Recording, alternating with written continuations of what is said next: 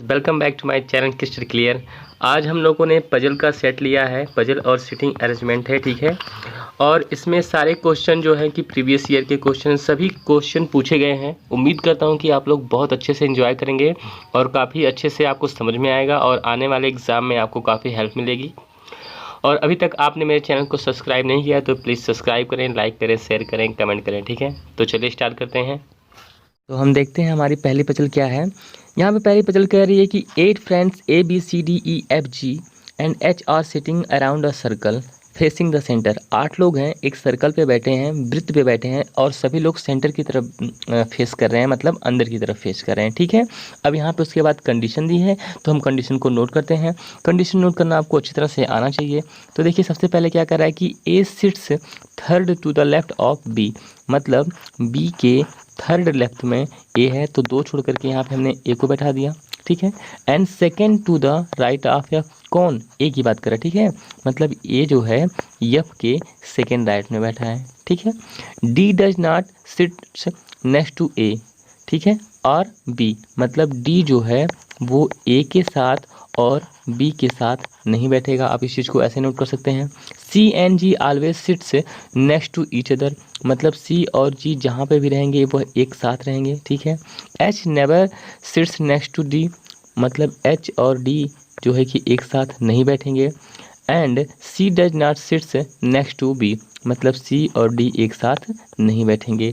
ये सारी हमारी कंडीशन नोट हो गई, ठीक है। अब कंडीशन जब एक बार नोट कर लेंगे तो उसके बाद हमें प्रश्न को देखने की ज़रूरत नहीं है, हम दोबारा क्वेश्चन को नहीं देखेंगे। अब सबसे पहले मैं आपको बता देता हूँ कि जिन लोगों ने मेरी पहले वीडियो नहीं देखी है वो वहाँ पे इसको देख लें। यहाँ पे देखिए एक सर्कल ऐसे होता है, ठीक है।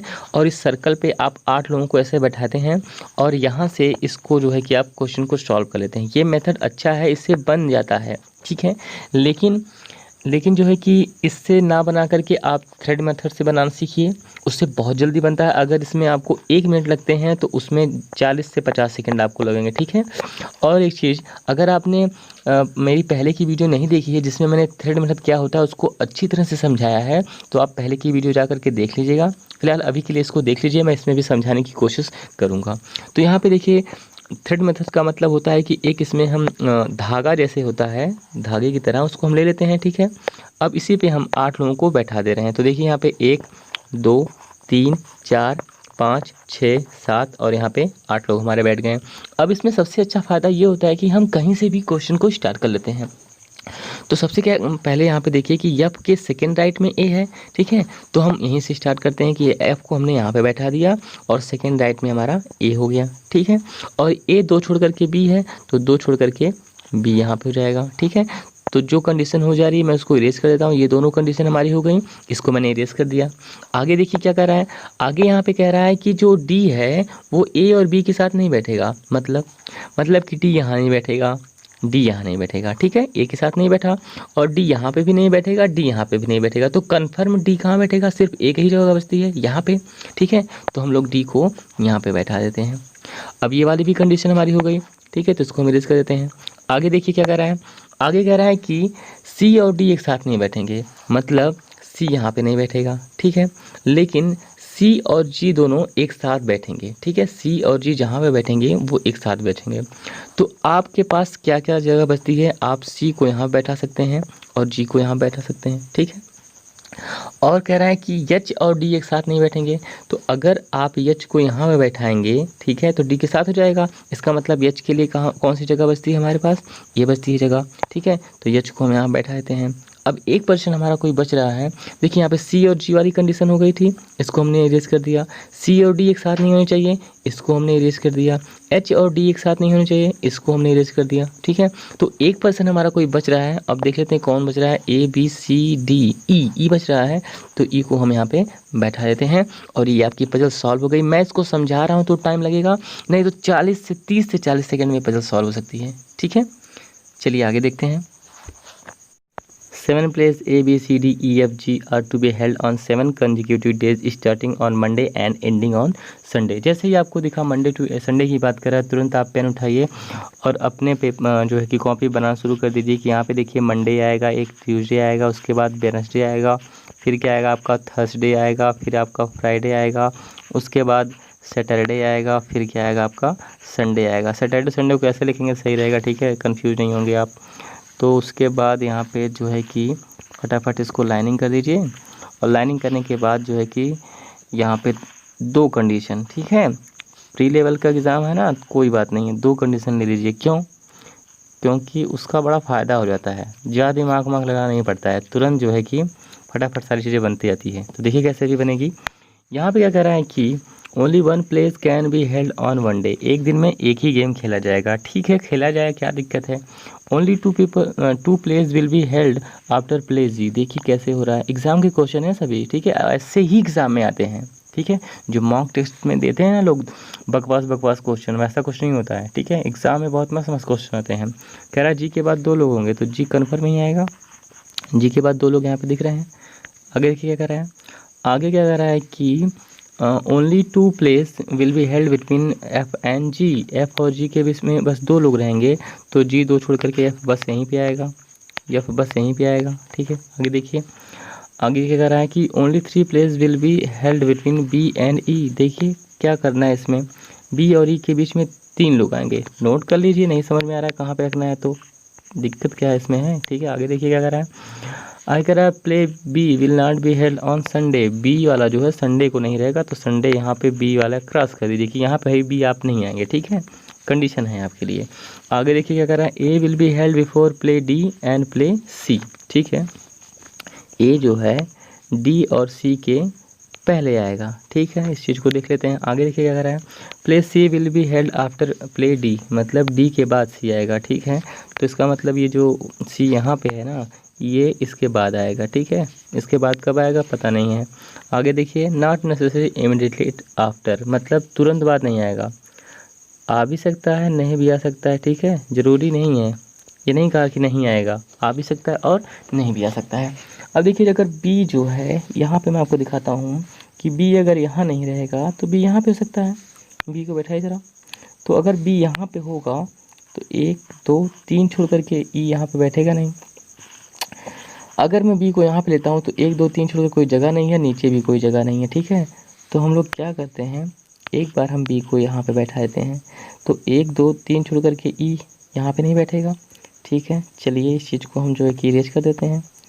अब देखिए, अब मैं क्या करता हूँ, बी को यहाँ पे ले लेता हूँ, तो 1 2 3 छोड़ करके बी नहीं आएगा, ई तो आ सकता है ना, ई को यहाँ बैठा दीजिए।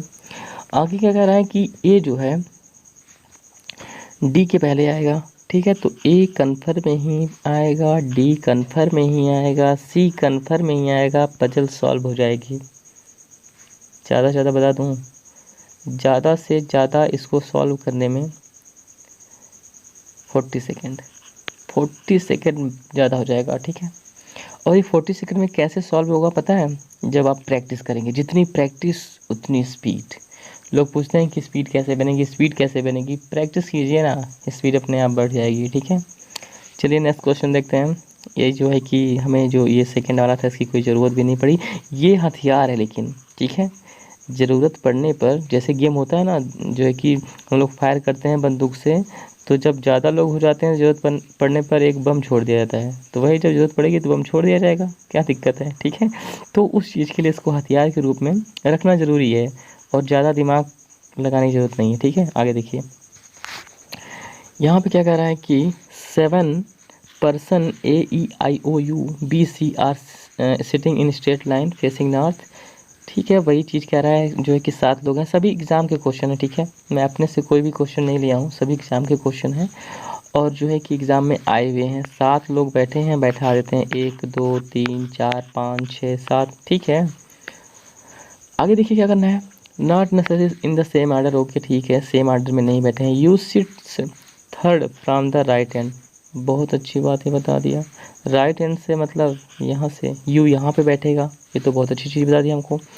ई sits third to the right of C who is not an immediate neighbour of I and A, अच्छा, ई जो है सी के थर्ड राइट में बैठता है, ओके, सी के थर्ड राइट में ई बैठेगा, यहाँ पे बैठा दिया हमने इसको।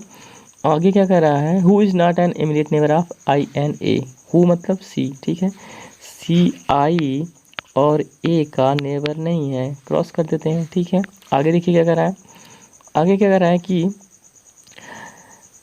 आई अरे A who sits third to the left of O, who बताया किसके बारे में, जो पास रहेगा, ठीक है, मैंने बता दिया इस चीज़ को आपको। Who sits third to the left of O के थर्ड लेफ्ट में बैठा है ए, तो इस चीज़ को ऐसे नोट कर सकते हैं आप कि ओ के थर्ड लेफ्ट में ए बैठा है। चलिए ठीक है, इतना ठीक है, कोई दिक्कत नहीं है, सब मजाक हो रहा है, इसमें क्वेश्चन दे रहे हैं लोग, मतलब कुछ है ही नहीं, ठीक है। जिस दिन प्रैक्टिस हो जाएगी ना उस दिन आपके मुंह से ही सब निकलेगा, पेपर करा रहे हैं कि मजाक करा रहे हैं, ठीक है। चलिए आके देखिए, हु हु मतलब कौन, O, who is an immediate neighbour of C, ठीक है, ओ और सी एक साथ रहेंगे। आगे देखिए क्या कह रहा है, U sit between O and E, ठीक है, यू जो है ओ और ई के बीच में बैठेगा, ठीक है, ओ यहाँ पे हो सकता है, ई यहाँ पे हो सकता है, दिमाग नहीं लगाऊंगा, ओ यहाँ पे हो सकता है, ई यहाँ पे हो सकता है, ठीक है।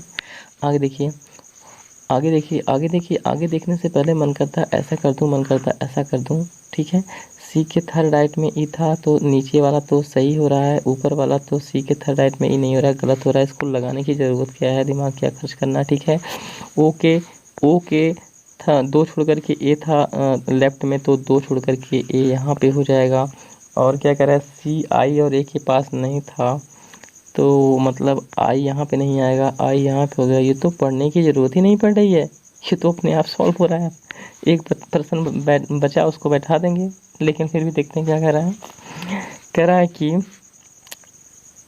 ई who sits on the immediate left of I, ठीक है, आई के इमीडिएट लेफ्ट में ई बैठेगा, तो देखते हैं कि हम लोगों ने जो बनाया है आई के इमीडिएट लेफ्ट में ई बन रहा है, ठीक है। आगे देखिए क्या कह रहा है, neither E nor B sits any of the end, E और बी एंड पे नहीं होनी चाहिए, देख लेते हैं, हाँ नहीं है, नहीं है, नहीं है, बी बच रहा था, चलिए ठीक है, ये बता दिया आपने।